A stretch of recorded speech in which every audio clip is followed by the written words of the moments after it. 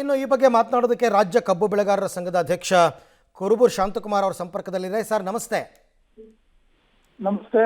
ಈಗ ಮತ್ತೆ ನೀರು ಬಿಡಿ ಅಂತ CWMA ಸಭೆಯಲ್ಲಿ ಆದೇಶ ಆಗಿದೆ ಸರ್. ಮತ್ತೆ ರಾಜ್ಯಕ್ಕೆ ಅನ್ಯಾಯ ಆಗಿದೆ. ಖಂಡಿತವಾಗ್ಲೂ ನೀರು ಬಿಡಕ್ ಸಾಧ್ಯ ಇಲ್ಲ. ಯಾವುದೇ ಕಾರಣಕ್ಕೂ ರಾಜ್ಯ ಸರ್ಕಾರ ನೀರು ಬಿಡಬಾರದು.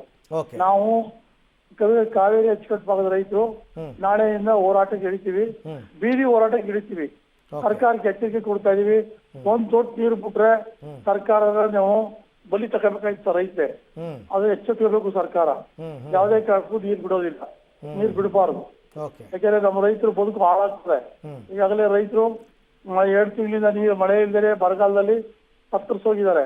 ಈಗ ಬೆಳೆದಿರ್ತಕ್ಕಂಥ ಕಬ್ಬೆಲ್ಲ ಒಣಗೋಗಿದೆ, ತೆಂಗೆಲ್ಲ ಒಣಗೋಗಿದೆ, ಪಾಳೆ ಎಲ್ಲ ಒಣಗೋಗಿದೆ. ರೈತರಿಗೆ ಪರಿಹಾರ ಕೊಡ್ಬೇಕಾಗ್ತದೆ. ಜೊತೆಗೆ ಈಗ ಯಾವ ಕಾರಣದಲ್ಲಿ ನೀರು ಬಿಡ್ತಾರೆ ಅವ್ರ ಆದೇಶ ಕೊಡ್ಲಿ, ಸರ್ವೋಚ್ಚ ನ್ಯಾಯಾಲಯಕ್ಕೆ ಮತ್ತೆ ರಾಜ್ಯ ಸರ್ಕಾರ ಅಪೀಲ್ ಮಾಡ್ಲಿ.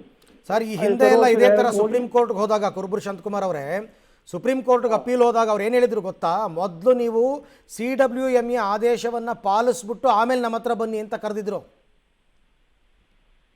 ಆವತ್ತಿನ ಸಂದರ್ಭದಲ್ಲಿ ಇರ್ಬೋದು ಸರ್, ಇವತ್ತಿನ ಸಂದರ್ಭ ಬೇರೆ ಇದೆ.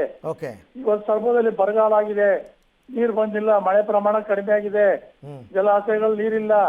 ಹೇಗೆ ನೀರು ಬಿಡ್ತಾರೆ? ನೀರು ಬಿಟ್ಬಿಟ್ಟ ಮೇಲೆ ಕುಡಿಯೋ ನೀರಿಗೆ ವಾಪಸ್ ತರಲಿಕ್ಕೆ ಆಗ್ತದ? ಸಾಧ್ಯ ಇಲ್ಲದ ಕೆಲಸ. ಅದಕ್ಕೆ ಯಾವುದೇ ಸರ್ಕಾರ ಯಾವುದೇ ಕಾರಣಕ್ಕೂ ನೀರು ಬಿಡುವಂತ ತೀರ್ಮಾನ ಮಾಡಬಾರ್ದು. Right, thank you Kuruburu Shanthakumar ಅವರೇ. ಪಬ್ಲಿಕ್ ಟಿವಿ ಜೊತೆ ಮಾತನಾಡಿದ್ದಕ್ಕೆ ಎಲ್ಲರ ಆಗ್ರಹ ಅದೇನೆ, ರಾಜ್ಯ ಸರ್ಕಾರ ನೀರು ಬಿಡಬಾರ್ದು, ಅದೇನಾಗುತ್ತೋ ಆಗಲಿ, ನೀರು ಬಿಡಬಾರ್ದು. ಬಟ್ ಕಾನೂನು ಉಲ್ಲಂಘನೆ ಆಗಿಬಿಡುತ್ತಲ್ಲ, ಅದು ಒಂದು ಯೋಚನೆ ಇದೆ. ಬಟ್ ಇವರು ಸದ್ಯಕ್ಕೆ ತಗೊಂಡಿರೋ ತೀರ್ಮಾನ ಸರ್ವಪಕ್ಷ ಸಭೆ ತನಕ ನೀರು ಬಿಡಲ್ಲ ಅಂತ. ಅಲ್ಲಿಗೆ ಇನ್ನೊಂದು 3 ದಿನ, ಇವತ್ತು ನಾಳೆ ಶುಕ್ರವಾರ, ನಾಡಿದ್ದು ಶನಿವಾರ, ಭಾನುವಾರ ತನಕ ಬಿಡಲ್ಲ ಅಂತ.